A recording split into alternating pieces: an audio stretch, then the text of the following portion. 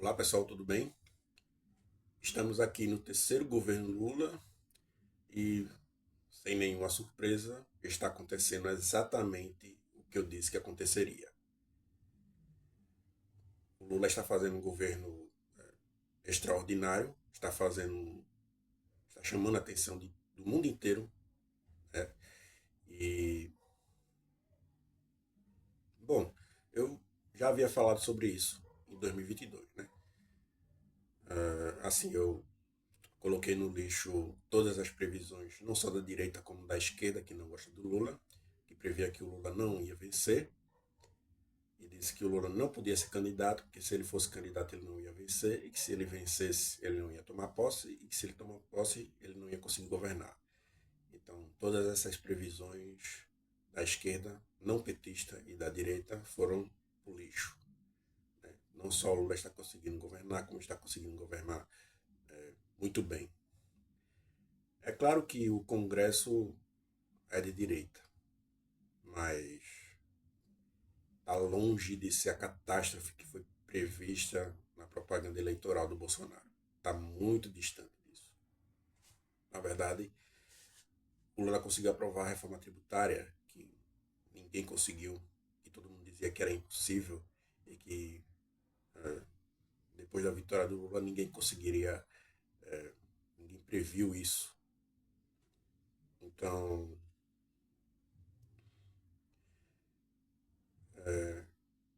está acontecendo hoje o que eu falei que aconteceria na época. E o que foi que eu falei? Que o Lula ia ser presidente e que essa direita capitalista ia acabar tendo que fazer o que fazia quando Lula foi presidente pela primeira vez. Não só justificar os próprios fracassos, como também justificar o sucesso do Lula. E a maior prova disso está nos vídeos do YouTube. Certo? Tem muitos economistas de YouTube que estão hoje inventando novas estatísticas, novas previsões, fazendo malabarismo com números excelentes que antes eles não faziam e que sequer previram. E, bom, tem muitos youtubers, mas eu vou citar um exemplo que fica bastante claro, que é o exemplo do canal do Bruno Perini, que ele, enfim, ele hoje fala sobre o rombo fiscal, mas a gente percebe, quer dizer, existe esse ar de serenidade no rosto dele, mas quando a gente vai olhar ali no conteúdo do vídeo dele, nas palavras que ele fala, a gente percebe que há uma irritação, há uma falta de controle, e isso fica muito claro nos vídeos dele, certo? Por exemplo, nos vídeos de hoje, ele fala sobre controles fiscais, como se o Fernando Haddad já não tivesse feito ajustes fiscais. Na verdade, ele já fez 3 ajustes fiscais. Eu acho que somando dá 40 bilhões de dólares, de reais, de ajustes fiscais. Mas ele fala como se o Fernando Haddad não tivesse feito isso. E mais ainda, falando óbvio, ele fala como se ele tivesse alguma ideia para ajuste fiscal, como se ele estivesse dizendo de onde tirar, e que ele não fala. E, bom, a imprensa fala a mesma coisa, o Fernando Haddad já explicou, bom, eu vou falar sobre isso um pouco mais à frente no vídeo, mas primeiro eu vou mostrar o caso desse Bruno Perini, que nos vídeos dele, né, ele fala sobre isso, mas quando você olha nos vídeos passados ele também fala de previsões catastróficas. Tem um vídeo em que, logo depois da eleição do Lula, ele coloca um banner do Lula e a bandeira da Argentina e fala, insinua que o Brasil vai virar uma Argentina e etc. Bom, hoje essa previsão não se confirmou, mas já lá ele já mostrava uma certa tendência, quer dizer, é uma independência, uma isenção que não existe, nunca existiu, e eu sempre falei sobre isso. Também tem um um vídeo com um banner mais eloquente, prevendo uma inflação de 15%, o que, né, fora que o conteúdo do vídeo foi bem catastrófico e ele nem chegou perto de fazer uma previsão boa, otimista, que é o que está sendo agora no governo. Bom, fica bastante claro nesse exemplo que, enfim, eles não estão muito interessados.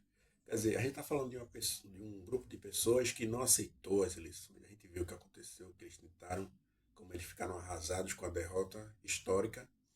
Na verdade, no vídeo do Bruno Perini, ele também falou sobre como a vitória do Lula foi apertada, sabe? Essas coisas. Mas ele também evitou falar que foi a primeira vez que um presidente não foi reeleito e foi a primeira vez que um presidente, quer dizer, foi a primeira vez que um presidente, então, impediu a reeleição de outro presidente. Então, essas coisas, quer dizer, o Bolsonaro perdeu a eleição mesmo tendo com a máquina pública e com tudo que ele fez com Auxílio Brasil, com auxílio taxista, auxílio caminhoneiro, mesmo assim ele perdeu. Então, enfim, você não pode esperar de pessoas assim que elas tenham alguma lógica no pensamento deles. Eles vão ter que ter duas opções. Ou eles admitem que o governo não é bom, ou eles mentem, como eles estão fazendo agora. E o óbvio, é, assim, eu não sou economista, eu vou calçar a minha janelinha da umidade e dizer, eu não sou economista, mas o óbvio tem que ser dito, né? Você olha para o que o Banco Mundial está falando, o que as agências de risco estão falando. Você não olha para um canal de economia do YouTube que fica fazendo malabarismo com números que eles nunca fizeram antes para explicar como poderia a inflação, o crescimento do Brasil em risco, como o jeito que o incentivo ao consumo pode ser um voo de galinha. Enfim, muitas explicações, nenhuma dúvida retirada. E, bom, esse é o destino deles daqui para frente. Voltando, eu falei que eu ia explicar qual o segredo do sucesso do Fernando Haddad, da política econômica do Fernando Haddad, e o Fernando Haddad explicou recentemente numa reportagem da Globo News. Ele disse que o segredo é que, pela primeira vez, o ajuste fiscal foi cobrado no Haddad de cima. Certo? Por isso que há sempre uma certa propaganda, um lobby falando que o Fernando Haddad aumentou o imposto. E, na verdade, ele não aumentou o imposto. Ele só começou a cobrar imposto de quem não pagava imposto. O Haddad ele só criou, pelo que eu vi, dois impostos novos, que é um imposto sobre offshore e o outro imposto sobre fundos exclusivos. O outro imposto, o imposto da blusinha, que criou foi o Congresso, que queria evitar essa concorrência desleal da China. Mas o Fernando Haddad falou basicamente isso e explicou, certo? O que para mim pareceu bem lógico. Se você cobra o ajuste fiscal, se você faz o ajuste fiscal que recai sobre o mais pobre não vai ter dinheiro para consumir.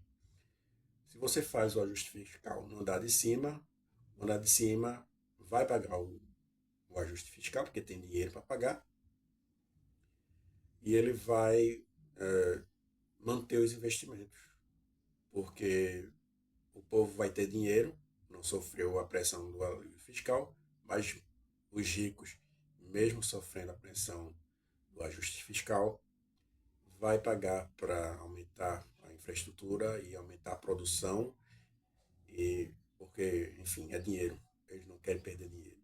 Então eles vão pagar, vão aumentar a infraestrutura, vão aumentar a produção e a inflação vai permanecer em controle baixo, com o crescimento da economia crescendo. Isso que a gente está vendo crescer muito mais do que a expectativa.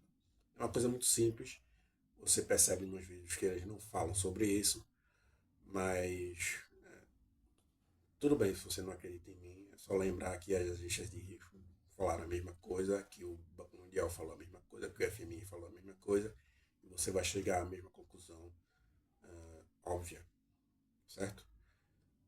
No momento, o Congresso é o único problema, né? O Congresso está sempre tentando dizer que a crise acabou para evitar mais ajuste fiscal em cima dos mais ricos, mas a verdade é que o Congresso pode a qualquer momento acabar com isso e assim dificultar muito a vida do- da saúde fiscal do país. Mas a gente espera que o Congresso, né, ponha a mão na consciência e faça os ajustes necessários, faça a compensação que precisa ser feita para compensar a desoneração da folha de pagamento, que é o mais importante. Então, por esse vídeo é isso. Vocês viram que esse vídeo não está cortado. Então, eu vou acabar rapidinho, assim de forma objetiva. E até o próximo vídeo. Tchau.